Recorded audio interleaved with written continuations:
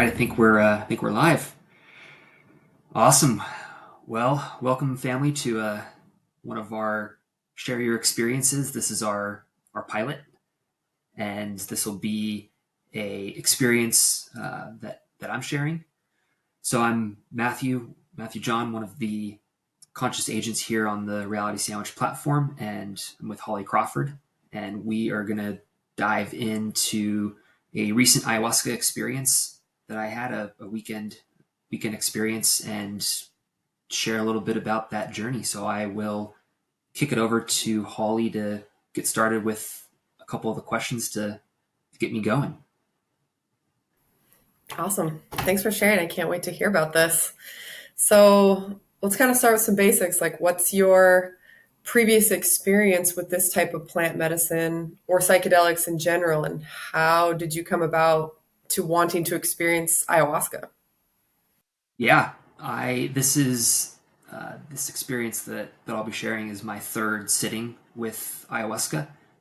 I have known about ayahuasca as one of the one of the key or grandma plant medicines for a few years now, and one of those situations where you're aware of it, have a little urge to try it, and are curious about it, but just waiting for that right opportunity to come about. And the opportunities in the Amazon are were always there, and there's just a little bit of certain barriers to going and experiencing it there that I felt would raise the expectations too much. And so when the opportunity came to basically drive down the street here in San Diego, close to my home, I thought, all right, the medicine must be calling. So I did my first sitting probably 6 months ago, and then did a second sitting a couple months after that, and then this was my third sitting with ayahuasca. My just kind of my experience with plant medicines in general have largely revolved around cannabis and the more the ritualistic usage. I would say I'm a cigarette smoker or a joint smoker, basically rolling your own joints and marijuana cigarettes, and have had plenty of amazing meditations and revelations with that plant medicine, and some with mushrooms and psilocybin. I would say that nothing thus far compares to the ayahuasca journey, and incidentally have not needed the cannabis plant medicine since my first sitting. So it's almost replaced the everything else, so to speak. Yeah. Okay.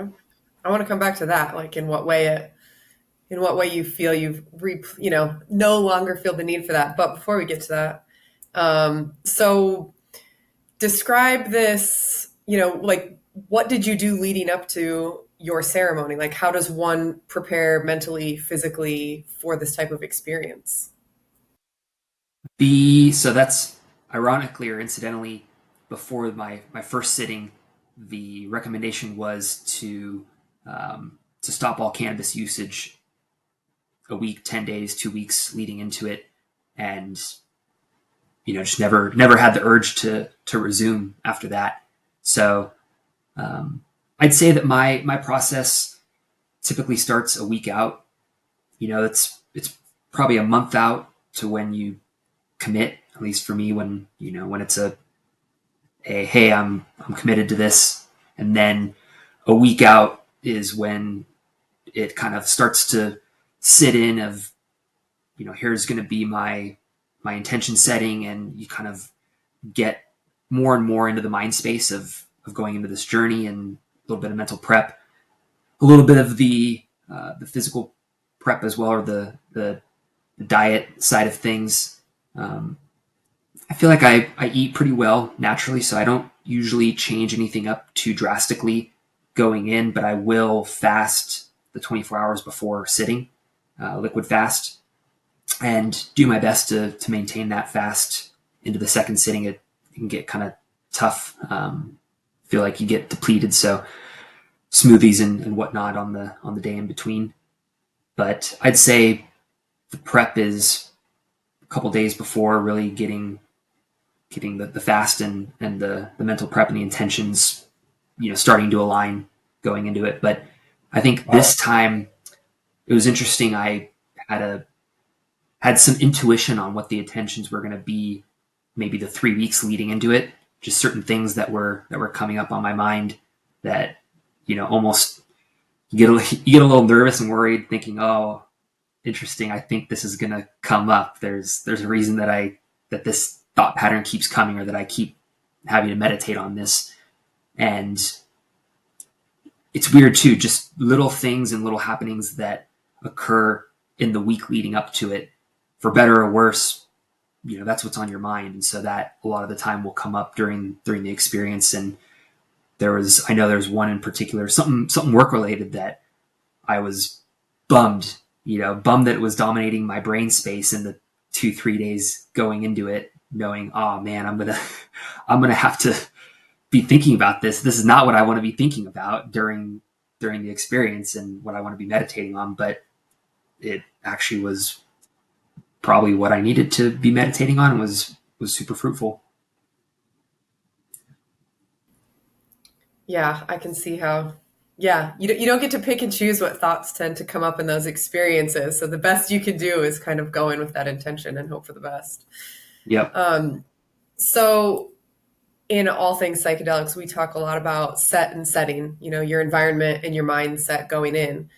And I think, like we touched on, a lot of people associate ayahuasca with, sitting in a hut with a curandero in a jungle somewhere in the Amazon. That's not your experience. So what was the set and setting like of where you were physically as you're entering this space? Yeah, the container that we create is essentially it's in a home, fairly large home in San Diego, that is able to house the container for 30, 35 people. So it was overbooked. So we had an overflow of people participating and sitting along with the guides and the facilitators. So there was probably a total of 35, maybe close to 40 people in total, which was very interesting.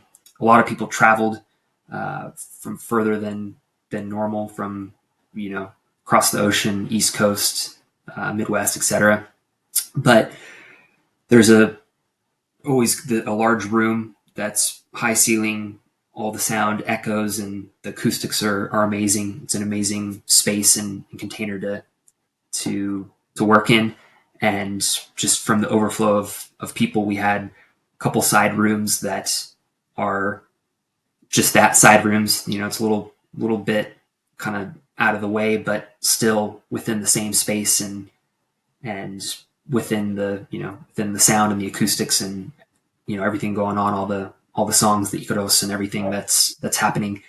I was the last one to show up, so I was gifted the side room space, and as it always happens, it's exactly what you need when you need it. And it was interesting, because I was asked that by a couple of the people there, that hey, how was it? How was the experience in the side room? You're kind of off a little bit, and maybe sometimes doing your own thing and whatnot. And I loved it, in the sense where a little bit of my personality is to be the fly on the wall. If there's a larger setting, I typically don't want to be the center of attention. It's not my role or my personality. And so it almost fit in that sense of, slot me off to the side. I'm a little unnoticed, and, a little bit able to do my thing, and, feel like I'm not being looked at the whole time, being judged or whatnot. So that was interesting, an interesting part of it. And then at the same time, having that space to come into the center of the larger container at certain times when it was right, or when I was called, and you're right in front of the action, the the songs and the singing and everything going on, and yeah, kind of back and forth there. And then really interesting as well, the guides will always come around, no matter, and they're finding everybody in every nook and cranny of the house wherever they're at. But times when they come and smudge or come, wave incense and whatnot, it always seemed to happen at the right time, at the perfect time. And always those little moments that I would say of,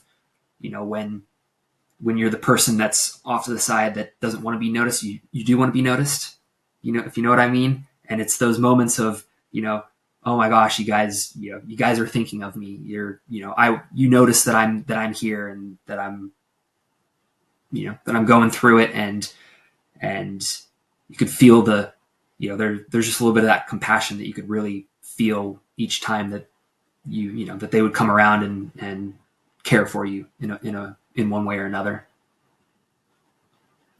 Nice. I love that. Okay. So large group, you're cozy, you're in your space. The medicine is being doled out to you. You go up and drink as much as you want. Like how are you receiving this medicine, and what are some of the, what's the come up like that leads Yeah, to the it's experience? very ceremonial. The guides have such amazing reverence and respect for the medicine, for all plant medicines, for all plant teachers and spiritual teachers and spiritual guides, and that comes through in the way that the ceremony is opened, the way that the ceremonies are closed, and the gratitude that's given for the couple that hosts everyone in their home, the guides and facilitators, and everyone creating an amazing container. And so the way that we at least work there at the beginning is everybody goes up to the altar and is given the medicine's blessed and given two at a time, just to kind of facilitate everybody going through. For the first round, typically like an ounce of medicine, and everyone takes it back to their seat. Everyone drinks at the same time, and then typically the first night there will be a second round, and it's usually a half ounce. You could up or down depending on what you need. If you need more, you need less. And then if you want a third round, usually the first night it's not announced. If you need a third round, you come get it. The second night is a little bit longer, a little bit deeper, and it's highly encouraged to come get the third round. And it's usually a quarter ounce, so 1 ounce, half ounce, quarter ounce. And the way that they kind of frame it is, you want to keep drinking to keep you in the conversation, and it all kind of stacks on top of each other, but you want to keep layering the medicine on to keep the conversation going and to keep going deeper. But yeah, it's the second, third round, everything is announced, and then it's, come up as you are and either drink at the altar or bring it back. Somewhere after the second serving, they like to work a lot with hop A, which is the tobacco snuff, goes through both nostrils, and that could be really grounding medicine to work with. So I typically won't work with it during the experience, but they do. All right. So tell me how long it takes to start feeling the initial effects, and does it start like, is it comparable to like a cannabis high or a psychedelic high? Is this full body? Is it all up here? Like, what are you feeling as this experience comes on, and what are you seeing? Like, let's get into it. Tell me about the high. It's interesting. I think that it depends on the medicine, and I know that we've worked with, and my limited experience with this group and tribe is, I think maybe 2 or 3 different medicines. The one this last time was a Hawaiian blend, and it felt like it took a little while to come up, and no matter what, it's always the first 30 minutes or so is everyone's sitting there in silence and kind of waiting, and maybe 30 minutes kicks in and the chanting and the ikaros start, and then just kind of moves into the journey. And I'd say that, yeah, the first night it took a little while to really ramp up, but yeah, I mean it's, and I don't want the negative connotation of it because it's a freaking beautiful thing and experience, but it's like you're possessed, both mentally, physically sometimes, and you're almost struggling, to kind of fight being possessed and control over whatever it is, your thoughts or your body and movements or sounds or whatever. And but that's kind of what I would describe it as. The Let's see. I mean, for me, there's always visions that kind of come along with it. This last time, one common like fractal vision that I would always see was gears turning, gears all being intertwined and turning, and a little bit of a psychedelic trippy vibe to that. That was always, kind of coming back into view, a lot of different colors and whatnot. Um, but yeah, I mean, it's more, for me at least, it's more bringing you through certain thought patterns and maybe thought loops and feedback loops than heavy visuals. And then for me, the visuals are, you're in an experience, you're in a moment. It throws you into a moment that's vivid, that's real, and you are playing out the moment. You are, I call it practicing the moment, and that's where, for me, the intensity comes into play. So this is your third experience with ayahuasca. Were there recurring themes? Like, did you have thoughts that you have already sat with in your prior Mm, experiences coming back and kind of thinking like, sure. okay, I'm not done with this, or was this like all new information coming to you? I think the biggest theme is surrendering and letting go. I think and it seems to be pretty universal for everybody, is this theme of surrendering whatever it is, your expectations, your mindset of even how the experience is going to go, or how life is. Uh, Humanity starts to come into play, and it's the surrendering and letting go of all these preconceived notions, letting go of your identity, other people's identity, and breaking down those barriers. I think that's a really common theme. The other one that I think personally for me was, and it relates back to the humanity of life, death, mortality. And so the very first experience I had was a very conscious practice of personal death and personal mortality. Legitimately went through and felt and experienced myself dying 50 times, and that was the heavy piece of the psychological work.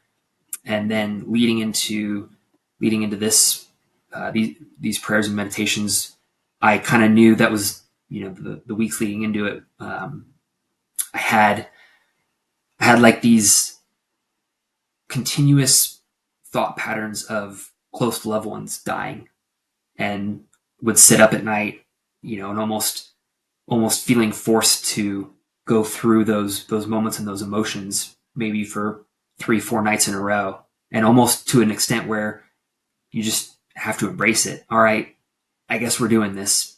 Let's get it on, and almost get it on and get it over with to an extent. And so I had a sneaky suspicion that was going to come up, and that was kind of, to me, the interesting part, because I was waiting for it. And the other part of going into it, and initially the come up is everyone stating their intentions, and almost, and it's almost, again, you see a lot of themes throughout the container, but it almost then helps manifest those intentions throughout, and puts up those, call them guardrails, but guiding rails for the journey and the experience. And so mine for the first night was to let go and to surrender, like simply that. And I just intuitively thought and knew that the aspect of loved ones dying, and that aspect of loss and emotion would probably come up, and it didn't for the first number of hours in the first half of the first night.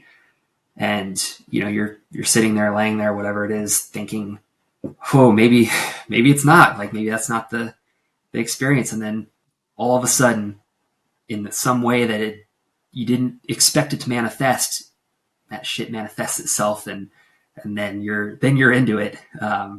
So that was really tough. That was a lot of the psychological work for myself, and was really interesting, because then you go through it, you're in the moment, and then and then it kind of passes, and you're like, wow, that was tough. And then you think you're done with it, and then the second night comes around, and it just throws you right back in. And it's basically the medicine was telling me, oh, you thought you'd go through it once, and that you made it through. You made it through the whole. No. So that was a very emotional struggle. It was, and again, as simple as my dog dying, and kind of going through the emotions of that. I've never had a dog, never had my dog die, and imagining scenarios with and without my dog, things like that.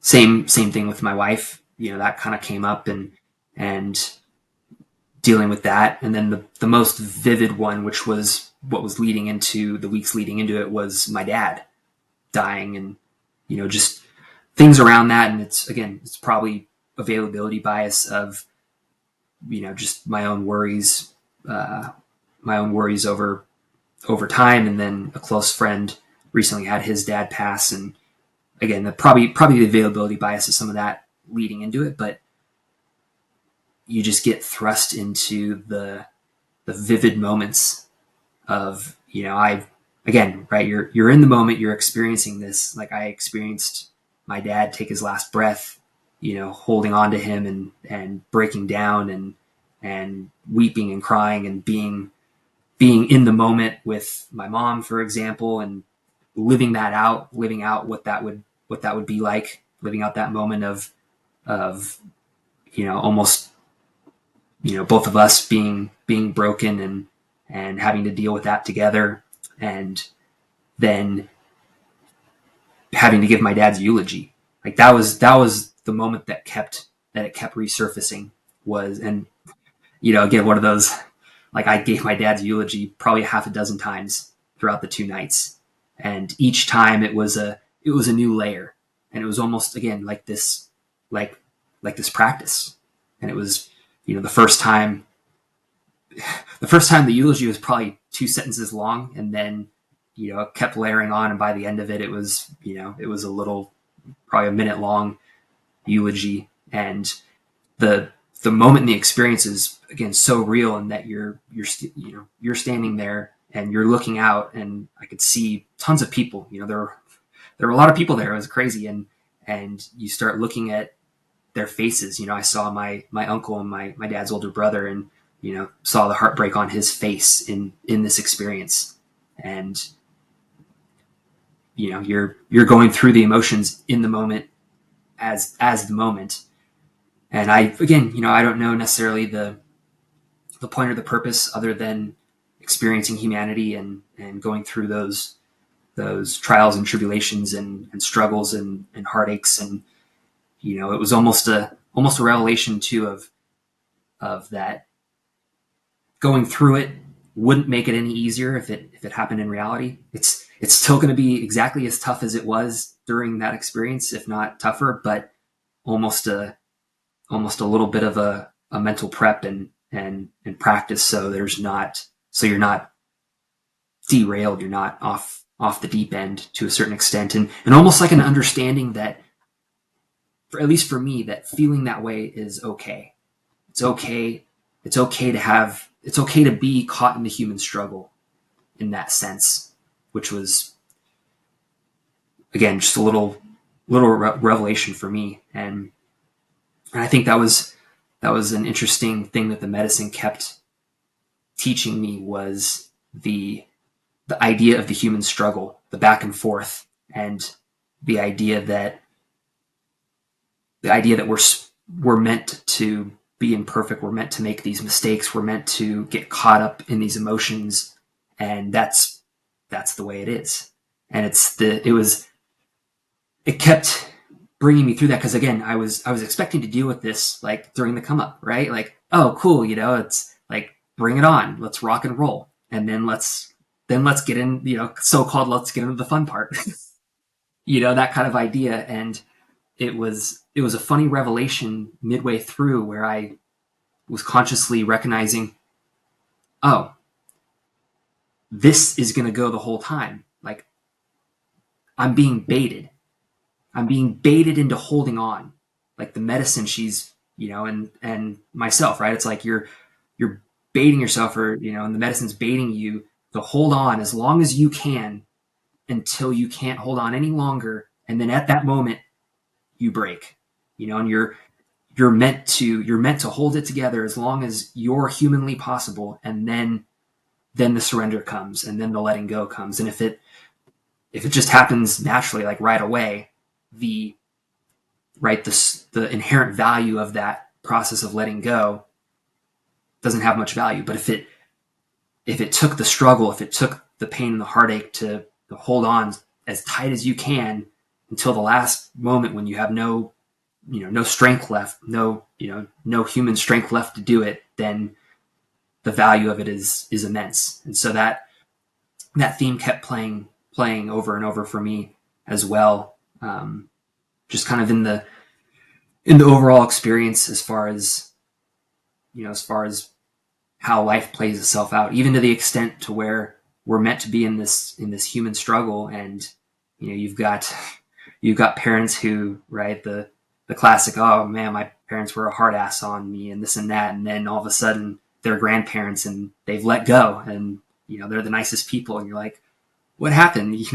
Like, you were a hard ass for the whole childhood, and now it's different. It's like, yes, absolutely, it's different. They did it. Yeah, I had to go through the human struggle, and I had to be a hard ass on you. Like, I couldn't let you just, I couldn't just crown, my kid as being the king or whatever. You had to go through the struggle and you had to earn it. And now that I'm on, the back end, and now I can let go. Now I don't have to be, as deeply involved in the human struggle. I can let go. And then obviously death comes around, and that's the ultimate letting go and releasing, and the liberation of the human struggle is, being called home for death. So little like intricacies there that just kept playing over and over again, that was damn hard to work through, but was at the same time, most of the time I've got a smile on my face, because it's like, it makes sense. It's like, oh my gosh, yeah, this shit's hard, but it makes sense. Like it's almost like a comical laugh that you have to give it. You're like, I get what you're doing. Like speaking of the medicine, you're like, I get what you're doing. I get it now. Like, yes, all right, it's hard, yes, but okay, I get it. It's almost funny to an extent. Like continual layers of surrender. Just when you think you've like bowed down, there's Yeah, like one more layer. absolutely. That's what it sounds like. Did you? So first night, a little bit of struggle. Second night kind of came back with a bit Second more night of the was more same, struggle. but Second as night was as more the medicine struggle, often does, but it was, more struggle. Okay. just another layer, and another layer of surrendering, and almost feeling completely possessed, which again, in a weird way feels liberating. It's that notion that everyone kind of goes through of like you feel alive, you feel like you've discovered yourself, like that's your true self and your true nature. And again, it's kind of this backwards tug and pull idea of, you know, you're not in control, you're being possessed, but also at the same time, like it's liberating because you feel like it's taking you, it's overtaking you and bringing you into who you really are to a certain extent, allowing you to manifest that, whether it's on the ground in tears, broken down, or being part of the songs in the chorus and singing, or making weirdest noises of your life, or your head's violently shaken, and it's just like in that moment, like it feels right, like it's a liberating feeling of, again safe space and container. There's no one's judging you. They're more, instead they're more compassionate, understanding what you're going through, because they're either going through the same thing, or they know. You got somebody puking over here, someone screaming over here. It's a whole, Yeah, a whole exactly. thing. Exactly. So did you get the kind of like sweet pick me up from the medicine at the end? Like, did your ceremony close in a, I don't want to say it in a more loving way. It's not that that's your experience wasn't in a loving way, but it just seems to be common that a lot of times it's like you get thrown through the ringer and then you kind of get Oh cradled on the yeah. way out. Was that Oh your yeah. experience this time? Yeah, and What does that feel like? I think a lot of us describe the medicine as compassionate. Even throughout it, and I think a lot of the medicine in the Amazon maybe is a little less compassionate. Just in if you're personifying it, just a little bit more the ancient roots there, than the Hawaiian medicine that we had. But not, and it's all compassionate in its own way. But it was always pretty gentle and understanding. But I think yeah, it kind of picked you up and gave you that gentle, compassionate touch, even at the end. And I think the vulnerability and the fragility was something else that was very noticeable throughout, especially on the second night, for me at least. And it was that was a really key component of it as well. Because there was parts of it that, again, it like breaks your ego down. And I'm going through like the idea of my hero having mortality, and my dad, and different other loved ones, and then other aspects of your ego getting broken, showing you areas where where you have a lack of accountability, and where you basically feel like you're a piece of shit. And then the other side of it is the vulnerability and the, I guess, as you said, the so-called the pick me up, where it feels, again, as if you're noticed, and there's some of that vulnerable connection. And and then again, it's showing you ways that, just kind of in everyday life, how that comes about, and how your actions, or the way that you manifest, might be off slightly.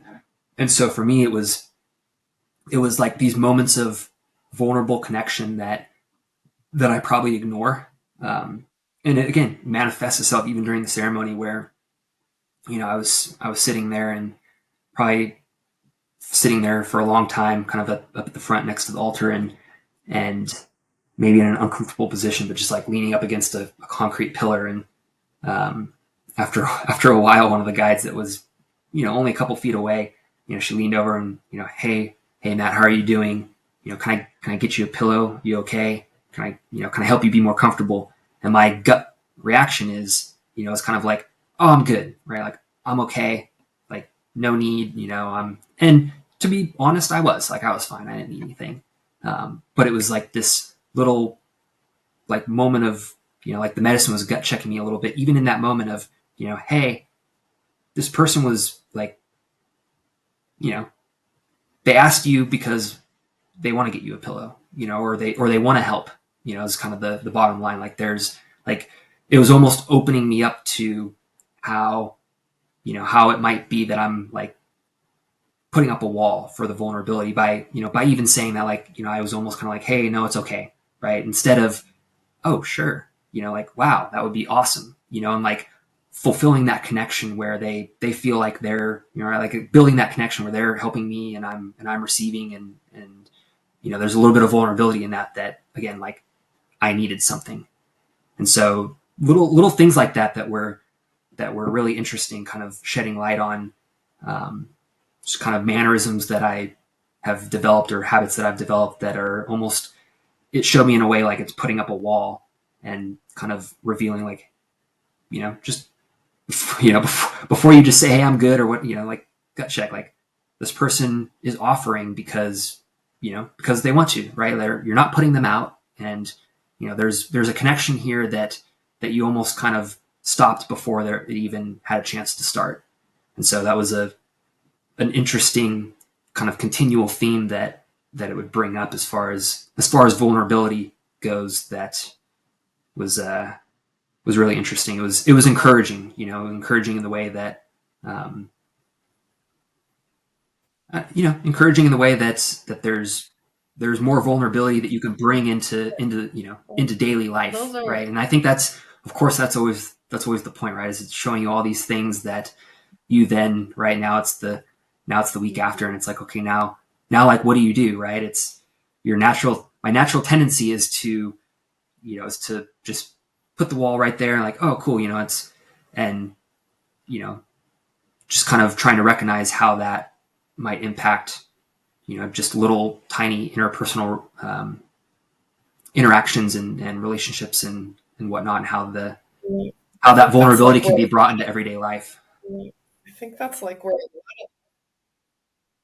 yeah, a lot of the magic I think is in those tiny little moments, right? Yeah. Like if you start to stack those itty bitty things and alter them in your life, just think about like the Yeah. energy field that completely changes around you and the way everybody interacts with you and you interact, like all those tiny little micro things.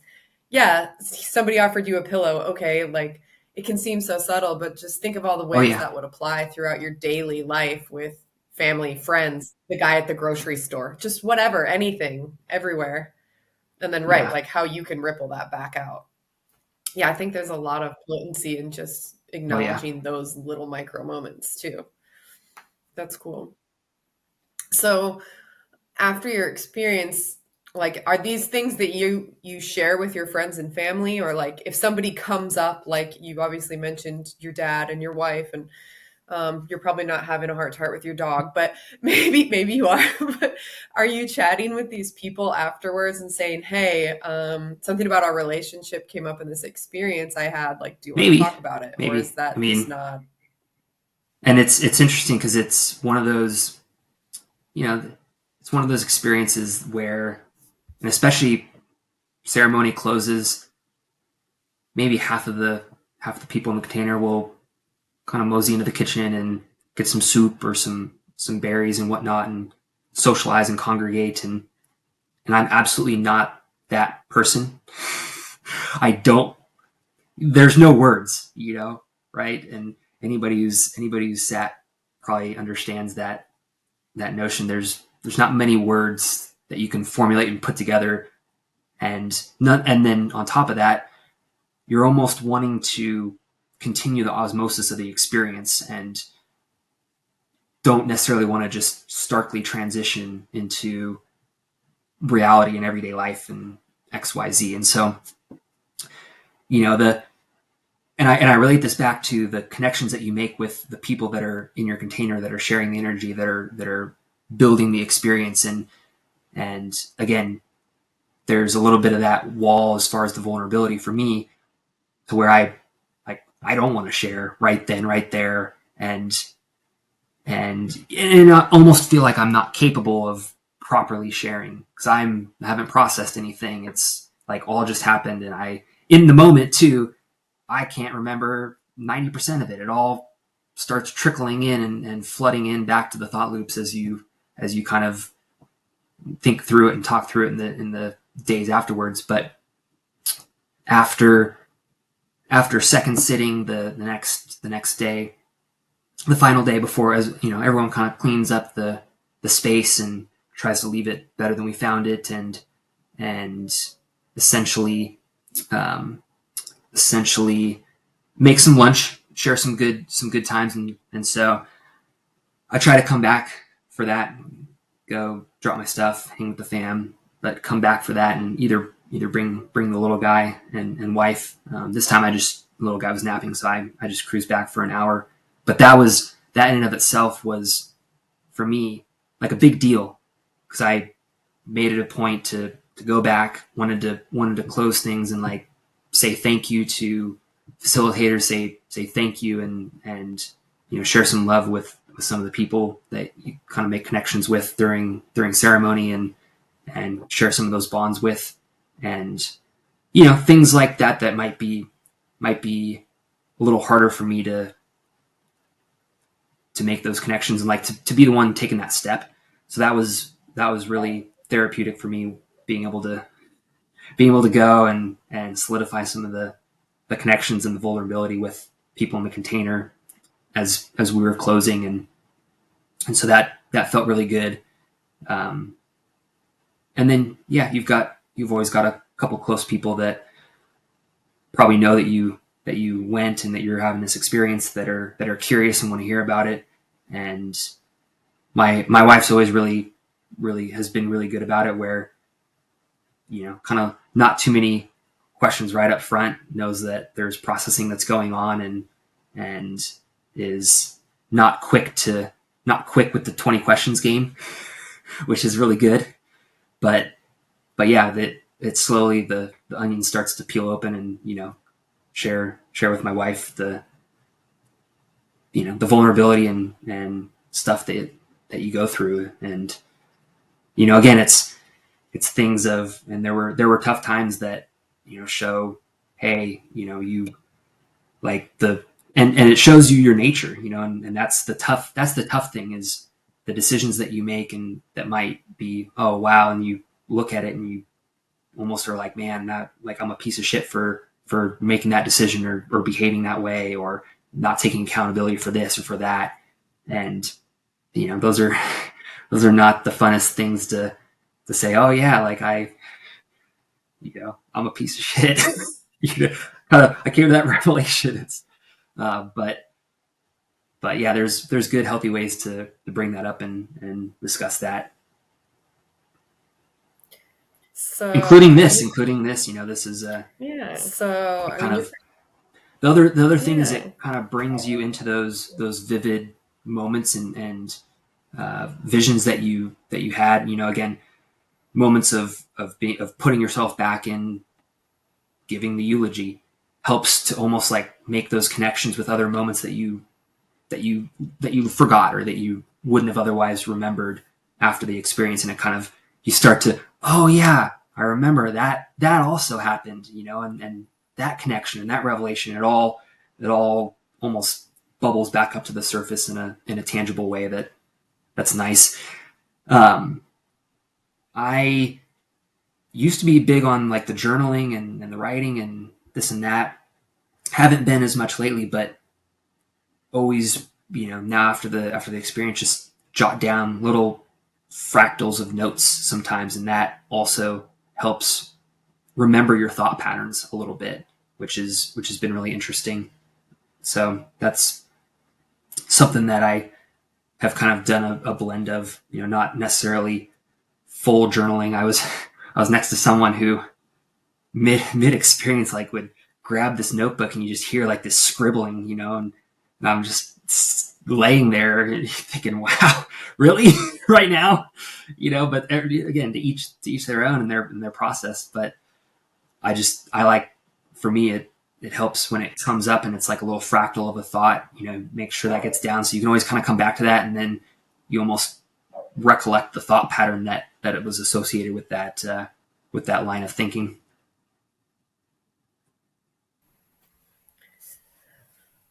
So you're a few days out.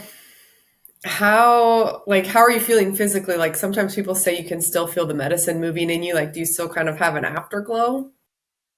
I don't know. I think that's the day after, the the first sitting, that like almost physical and manifestation, probably was 2 weeks. There was a long, call it, afterglow, and you could tell.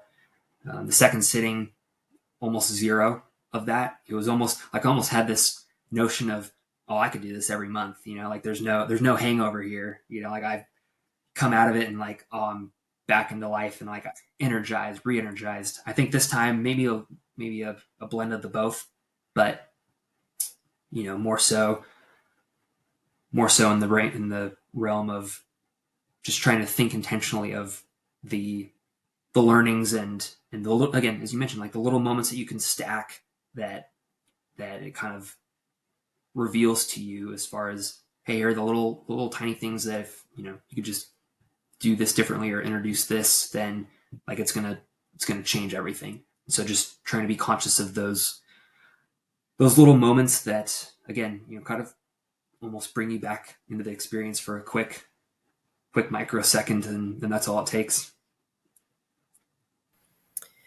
So how do you incorporate these lessons into, like, do you have a mindfulness or meditation practice, and these nuggets are a part of that? Like, how do you further integrate that on your own? Yeah. Oh yeah. I think the ayahuasca medicine definitely is one of those that, for me, almost teaches you how to meditate. It teaches you the uh, the purpose and the point of awareness and noticing, and being able to remove yourself from your thoughts and your feelings and your emotions, and that idea that you are not your thoughts, you are noticing your thoughts. And if almost to the extent to where, you know I'm probably like everybody else in that, oh, meditation sucks, like, it's like I can't just think about nothing, right? That idea that meditation is having no thoughts. And I think that's wrong. I think it's instead, you are noticing and you're aware of your thoughts, and you're able to consciously recognize, a thought or an emotion, even if it's anger or frustration or happiness and joy, and just recognize it as itself, as separate from you. And then, you're able to either pursue that thought pattern or watch it go away. And then another thought comes up, and you just are almost in this mindset of, it's some of these mind breaking questions of, when the thought goes away, where does it go? When you're angry and frustrated, and you just watch it, and then that feeling dissipates, where does it go? And then what replaces it? Where did that come from? And the mind break is nowhere. It just is, and you just kind of are noticing what is. And I think, yeah, it and that's, I taking it back to, I think, something you were asking about earlier, interested in earlier, is I think it's helped reformat like my meditation practice and my thoughtfulness practice, to where I have no desire to smoke a joint, and don't, and it's interesting because I just don't have a desire for it. It's not an addiction or anything. It was literally like, I just don't want to do it anymore. Like I don't have the urge to go roll a joint and do my ritual, my practice, and almost to the extent to where I'm conscious and mindful and able to process all these things in just normal state of mind. But do you miss the flavor of weed? Do I miss it? No. And it's not that I've Not the never smoked flavor. since then. It's not that I've never smoked since then. It's occasion, and when I do, it's like, The oh, habit's been yeah. replaced. Love the taste, love the herb um, when I do smoke, but it's very few and far between now. all right, I have one last question for you then. What do you think the best thing that someone who's interested or is preparing for an ayahuasca ceremony, like what is one thing that they could do to maybe, I don't want to say set an expectation, but, or even necessarily be prepared, but what's a tidbit of advice or a practice you'd recommend they adopt, or something to help be better prepared for that environment? So tough, because there's always that notion of trying to have no expectation, and that's kind of a tough one to explain and feel like it's a recommendation, but almost having no preconceived notions. And at least I feel like the common thread is, there's nerves, there's anxiety. You kind of understand that it's going to be a tough practice or a tough journey. And I think that just recognizing the beauty in that is the prep. And it's to the same extent to where like I would say again, if it came up again, like I'd go sit again and have the same kind of feelings towards it, where there's a little bit of excitement. You just understand, like I understand that it's going to be tough and that there's going to be the struggle and this and that, but at the same time, shit, you feel alive. You feel like you're alive, like you're not in a subconscious dream state anymore. And just knowing and trusting the medicine, I think, is the key. And and again, it's one tool in the toolbox, right? Where I feel like to an extent I'd recommend it to anybody, but at the same time, it's one of those, you gotta want it.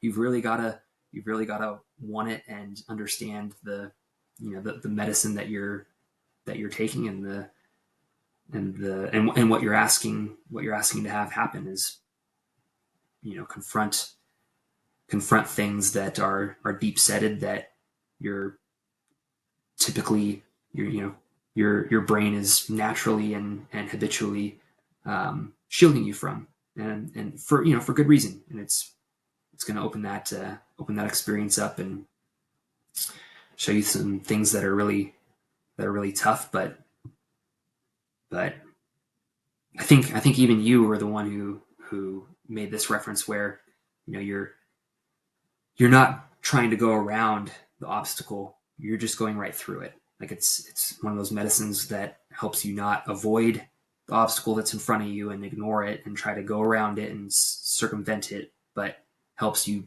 go through it and all the way through to the other side. And then then obstacles there behind you, and you tackled and conquered.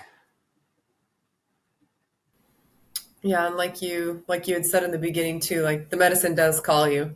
So I think if you feel the call and you honor the call, everything else is just gonna happen as it must.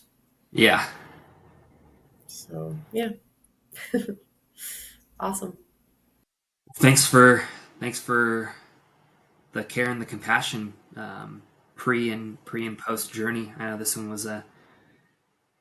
was definitely, again, didn't know what to expect, and was probably deeper than the others. And it's probably natural. Each time you can go as deep or surrender as much as you're capable of that time and in that moment. And I wasn't necessarily expecting to,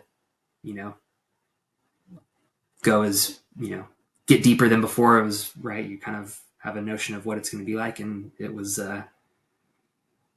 intense and a struggle, but also compassionate, and a lot of vulnerability and fragility that came out of it. So to me, it was beautiful and wonderful. Thanks for sharing. Yeah. I love listening. I Yeah. appreciate your stories and perspective. Well, hopefully there's some encouragement and some light for the RS fam and the community, and that was one takeaway is, we carry the light and the warmth, and that's the beauty of the medicine is, afterwards, again, the days and the weeks is, you carry that light and warmth from the medicine, and if that's what you can bring out of it, then it does its work. Yeah, it does. It totally does. Somebody that needs to hear it will hear it. Yep. All right, let's sign off. this one. See you, fam. Perfect. Bye.